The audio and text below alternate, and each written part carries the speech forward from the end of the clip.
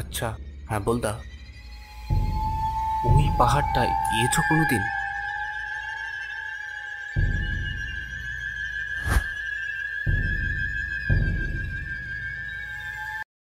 Sir, বেশ কিছুদিন ধরে দেখছি আপনাকে একটু অন্যমনস্ক লাগছে। স্যার, আপনার কি কিছু হয়েছে? আ আরে না সুমিন্দা, তেমন কিছুই না, শুধু মাথাটা একটু ধরে আছে।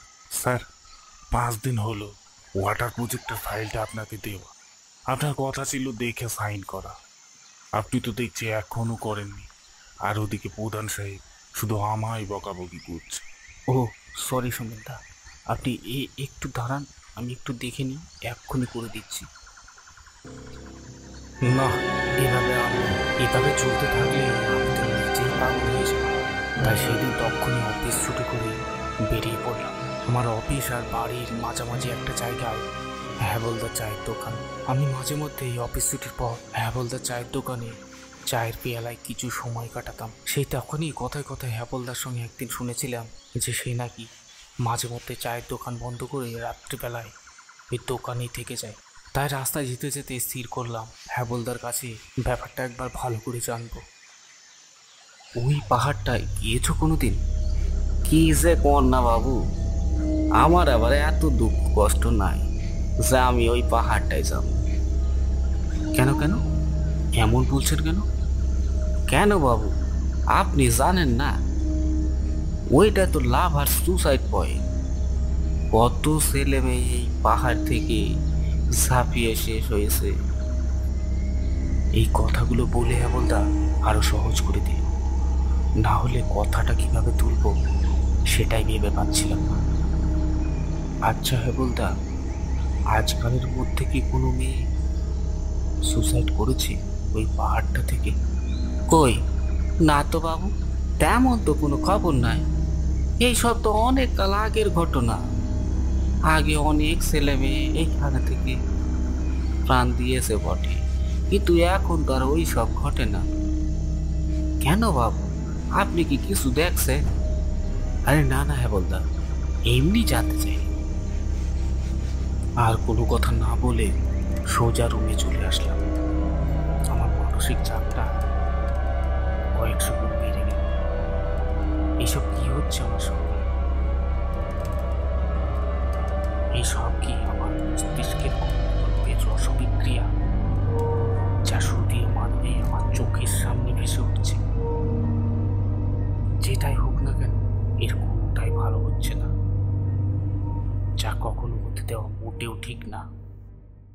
ঘড়ির দিকে তাকিয়ে দেখলাম সেই কাল সময়টা আসন্ন। তাই হাতে একটা টর্চ নিয়ে হাঁপাতায় একটা সুইটার গায়ে চড়িয়ে নিয়ে বেরিয়ে পড়লাম। খুব একটা ঠান্ডা না হলেও বাইরে সনসনে বাতাসে একটু ঠান্ডা অনুভূতি হয়।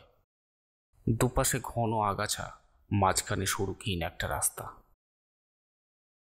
মাঝে মাঝে হাওয়ার ঝাপটা আগাছাগুলিকে দুলিয়ে কানের পাশ দিয়ে এমন করে বেরিয়ে যাচ্ছে যেন মনে হচ্ছে কোনো একটি অশুভ শক্তি আমায় স্পর্শ করে বেরিয়ে যাচ্ছে।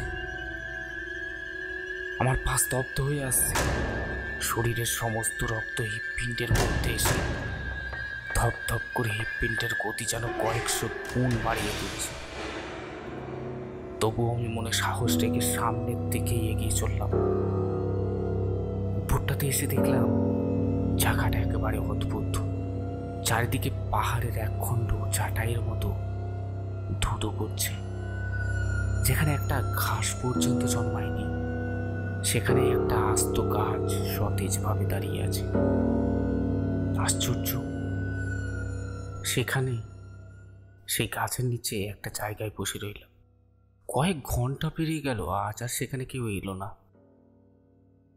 ফিরে যাওয়ার আগে একবার সেই জায়গাতে নিজেকে দাঁড় করালাম। আমার খুব জানতে ইচ্ছে হলো এইভাবে নিজেকে শেষ করতে কতটা বুকের পাঠা লাগে, কতটা কষ্ট, কতটা দুঃখ বুকের ভিতর চাপা থাকলে মানুষ এটা করতে পারে।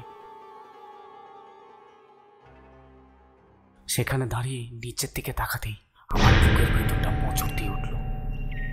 হাত পা সব ঠান্ডা হয়ে এলো, বুকের ভিতরে রক্তটা যেন জমাট বেঁধে গেল। আমি তখনই ছুটে নিচে এসে দেখলাম আমার শরীরটা ক্ষত বিক্ষতভাবে পড়ে রয়েছে, চারিদিকে একেবারে রক্তে ভেসে যাচ্ছে। তার পাশে বসে রয়েছে রক্তের মতো তার চোখ, ধূসর তার গায়ের বর্ণ। সে আমার শরীরটাকে একেবারে খাবলে খুবলে খাচ্ছে। আমি তাই থেকে চিৎকার করে উঠলাম।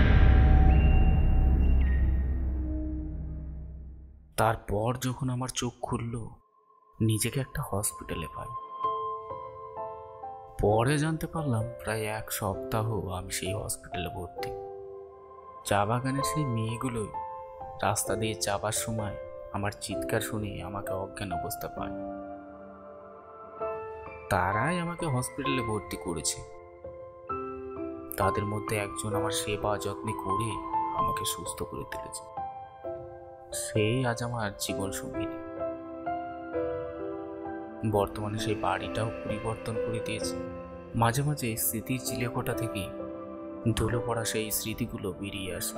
এখনো বুঝে উঠতে পারিনি আদেও সেটা আমার স্বপ্ন ছিল না সত্যি। তবে যাই হোক, বর্তমানে আর আমি তার সত্যতা যাচাইয়ের চেষ্টা কোনোদিনই করিনি। সমস্ত বোধ অভ্যাসগুলো ত্যাগ করে আজ আমি চৌকা করলাম। কি বলো, তাই না শোনা? এই নাও তোমার চা। তবে সব শেষে একটাই কথা বলব, আমার জীবনের গল্পটা আপনাদের কেমন লাগলো সেটাই না হয় জানিয়ে ফেলুন একটা ছোট্ট কমেন্ট করুন। আর হ্যাঁ, সাবস্ক্রাইবটা করতে ভুলবেন না। আরও ভালো ভালো অন্য কোনো গল্পের জন্য ভিডিওটা দেখার জন্য সবাইকে ধন্যবাদ।